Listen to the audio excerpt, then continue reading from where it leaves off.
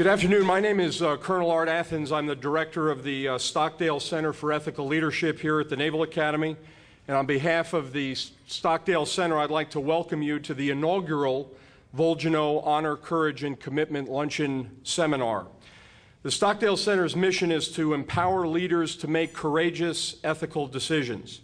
And we envision that this seminar is a series that will contribute significantly to that mission and assist us in the development of the greatest ethical leaders we possibly can have here at the Naval Academy and beyond.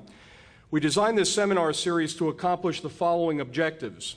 First, to provide a unique and enjoyable venue to listen to accomplished leaders from diverse professional backgrounds address the core values of honor, courage, and commitment. Second, to limit the number of invitees to enable the participants to not only listen to the speaker, but also engage in meaningful dialogue with the speaker and one another.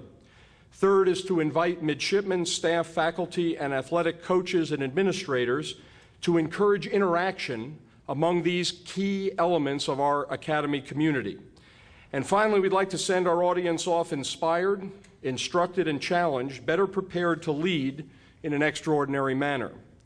This lunchtime seminar series is made possible by the generous gift of Dr. and Mrs. Ernst Volgenau. Dr. Volgenau is a 1955 graduate of the Naval Academy, a career Air Force officer, and the founder and chairman of SRA International, a public information technology firm with over 7,000 employees headquartered in Fairfax, Virginia. SRA solves complex problems of global significance in the national security, civil government, and global health fields. We are very grateful for Dr. and Mrs. Volgenau's support for this program. I'll be introducing our guest speaker, Ms. Kimberly Dozier, after lunch, but before I ask the chaplain to bless our food, I'd like to introduce a very special guest that we have in our audience today. This gentleman is part of America's greatest generation, as defined by Tom Brokaw, a former Marine who landed on Iwo Jima in the Pacific theater of World War II. He was one of only 2 Marines from his platoon who was able to walk off that island after the cessation of hostilities. He was wounded at Iwo Jima, but turned down a Purple Heart because with the overwhelming loss of life during that battle, he just didn't think it was right to accept such an honor. He is a hero in my eyes and a patriot. His name is Ben Dozier. And he's the father of our guest speaker. Please join me in welcoming and honoring Mr. Dozier.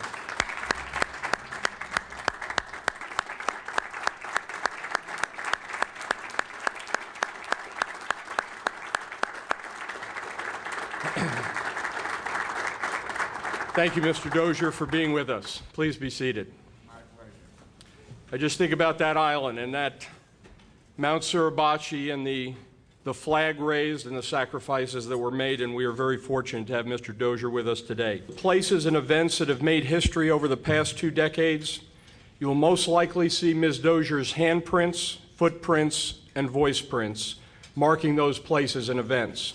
She has covered the wars in Iraq and Afghanistan, the hunt for Osama bin Laden in Tora Bora, the Israeli-Palestinian conflict, Vladimir Putin's election in Russia, the death of Princess Diana, Northern Ireland's peace process, the U.S. EP-3 collision with a Chinese fighter plane over the South China Sea, and the Khobar barracks bombing in Saudi Arabia. Ms. Dozier and her reporting have been featured on the CBS Evening News, CBS Sunday Morning, The Early Show, CBS Radio News, Voice of America, and the BBC World Service. She is the recipient of some of the most prestigious honors in electronic media, to include a Peabody Award, the Edward R. Murrow Award, the Society of Professional Journalists Sigma Delta Chi Award. Additionally, she was the first woman to receive the Congressional Medal of Honor Foundation's Award for Excellence in Journalism. In May of 2006, while serving as a CBS News correspondent, she was severely injured when a car bomb exploded while she was covering the actions of a 4th Infantry Division patrol in Baghdad. Her book, which each of you will receive at the conclusion of the luncheon, Breathing the Fire, details her experiences in Iraq and her battle to return to the front lines of reporting. Ms. Dozier recently joined the Associated Press as the AP's intelligence correspondent and a member of their terror team. Ms. Dozier is most definitely a woman of honor, courage, and commitment. Please join me in giving Ms. Dozier a very warm welcome. Thank you. Thank you very much. Now, I'm going to try to run you through a bit of a story because I met someone at Bethesda Naval Hospital who reminded me where you all may be or who you all may be commanding a few years from now.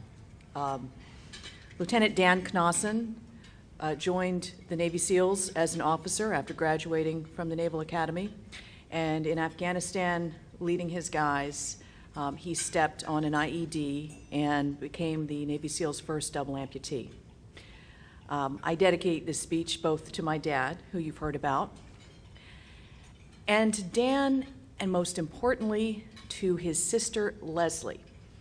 Leslie had just gotten a brand new job as a nurse and quit that job to take care of her brother full time until he got through this. And that is how you take, basically the whole family fights these wars.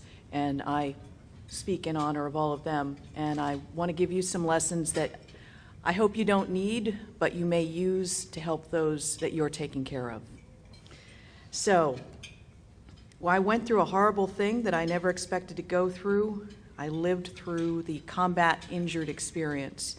And I learned that everything I'd gone through up to that point was a very important lesson. Mostly every time I hit a wall, failed, and had to figure out how to get around it.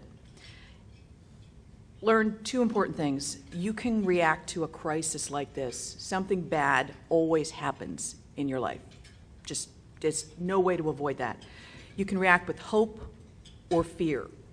Now, you usually react with fear and anger first, but you better get to the hope pretty fast because you can waste too much anger on the, you can waste too much energy on the fear side. And the other thing is, no matter what you do, as you do it, you've got to remember why you originally got into the business, why you originally decided to go to school. That cliched thing they call the inner compass, it really, really counts. And boy, did I find that one out. I will start with the more amusing side of the story. I was a print correspondent who then became a radio correspondent, who then became a TV correspondent, solely because each of the fields I was in kept contracting and they were firing people. And I would keep looking next to me, especially when I was a radio correspondent in Tora Bora, and I'd hiked my way up the mountain and had 20 kilos of gear on my back, and I turned and saw the TV team. I'd been able to hire one guy who'd taken me on a back-breaking road in a broken taxi. The TV team had 2 drivers, a translator, cameraman, soundman, producer, correspondent, and then they had various fixers to bring in supplies. I'm like, I want a piece of that. Now, if you'd seen some of my first stand-ups, you would understand why I was told, Kimberly, stay on radio. But I kept persevering, and I kept going to places where the TV organizations couldn't afford to go, so I'd be there for CBS Radio, and they'd put me on CBS TV, and they'd go to themselves, oh, try to ignore the fact that she used gaffer tape to tape down the back of her head because she forgot hairspray. That is how I ended up driving Dan Rather into Baghdad. And once we got there, maybe out of gratitude and maybe because of most of the other correspondents, they decided that the story was done. Remember, mission accomplished? They offered me a job in Baghdad as a network correspondent. And, I said, hey, it's Middle East. I've been trying to get here all my life. I've got a whole team around me now. I want this. And I started putting stories on the air. Well, be careful what you wish for. I had never reported for what was then known as the Rather Biased Network. I had no idea what I was walking into. This war in Iraq polarized the country as nothing had in recent memory.